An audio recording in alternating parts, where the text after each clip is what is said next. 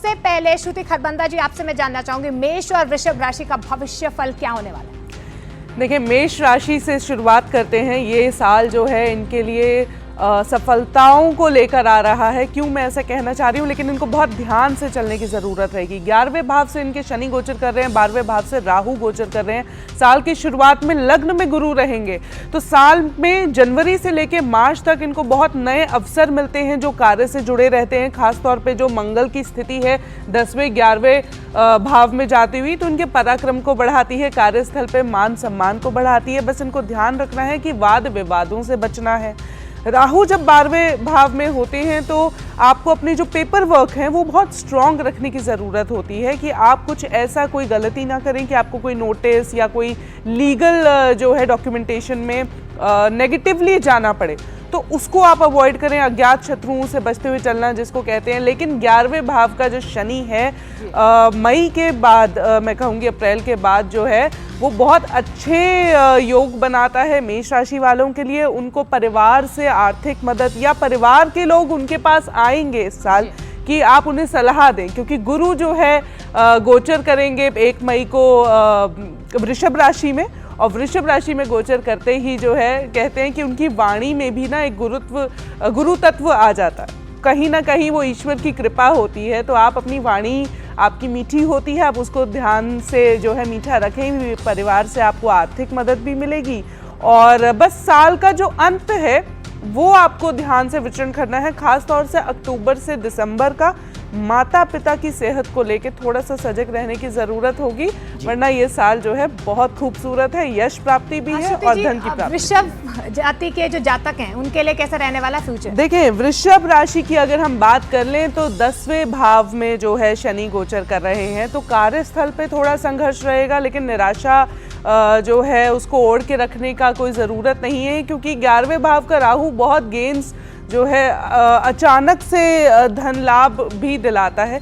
साल का पहला हिस्सा इन लोगों के लिए अच्छा है, लेकिन साल का दूसरा हिस्सा मैं कहूँगी उससे भी ज़्यादा अच्छा है, क्योंकि इनके लग्न से जो है गुरु गोचर करते हैं और शनि नक्षत्र द्वारा जो है गुरु ग्रह से एक कनेक्शन बनाते हैं, जिससे इनको कार्यस्थल पे यश की प्राप्ति भी होती है, इनको प्रमोशन भी मिलती है। लेकिन वो second half of the year रहेगा, जो कि मई ऑनवर्ड्स होगा। लेकिन इनको थोड़ा सा संभल के चलने की भी ज़रूरत है। जब ऐसे होता है तो अज्ञात शत्रु जैसे हम कहते हैं कि वो भी पनपते हैं। निराश बिल्कुल नहीं होना है, और इस साल आपको कार्य से जुड़े नए अवसर भी मिल सकते हैं। प्रेम प्रसंगों में थोड़ा संभल के चलने की ज़रूरत है। अगर आप माता पिता हैं तो बच्चों पे ध्यान देकर रखने की ज़रूरत है जी। और भी जातक हैं वो भी जानना चाहते हैं कि साल 2024 कैसा रहने वाला है। तो राजकुमार शास्त्री जी, मिथुन और कर्क राशि का फ्यूचर 2024 में क्या हो सकता है? देखिए, जहां हम मिथुन राशि की बात करते हैं तो मेरे पास में मिथुन राशि की कुंडली मेरे हाथ में है, और यहां पर मैं देख रहा हूं कि स्थिर जो लंबे समय तक चलने वाला ग्रह है वो शनि है और बृहस्पति है। शेष राहु और केतु भी एक राशि पर लगभग 18 महीने तक गोचर करते हैं। ऐसी स्थिति में यहाँ 2 सूत्र सामने आ रहे हैं। शनि त्रिकोण का स्वामी है, भाग्य भाव का स्वामी है। ऋषि पराशर ने लिखा है कि सर्वे त्रिकोण नेतारो ग्रहा शुभ फलप्रदा पतयस तृषडायानाम यदि पाप फलप्रदा। त्रिकोण में बैठे हुए सभी ग्रह या त्रिकोण के स्वामी ग्रह हमेशा शुभ फल प्रदान करते हैं। इसलिए इस स्थिति के अनुसार जो मिथुन राशि के जातक हैं उनके लिए 2024 का वर्ष बेहद शुभ रहने वाला है। सभी प्रकार के उत्तम स्वास्थ्य की प्राप्ति होगी।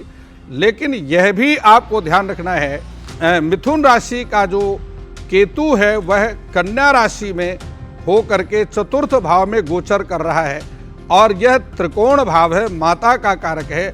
माता के स्वास्थ्य पर विशेष ध्यान देने की आवश्यकता है। यदि आप पार्टनरशिप में कहीं व्यापार कर रहे हैं तो सावधान होकर के करने की आवश्यकता। पार्टनर से ही धोखा हो सकता है, यानी सावधानी बरतनी। लेकिन कर्क राशि वाले भी उम्मीद लगाए बैठे हैं कि उनका भविष्य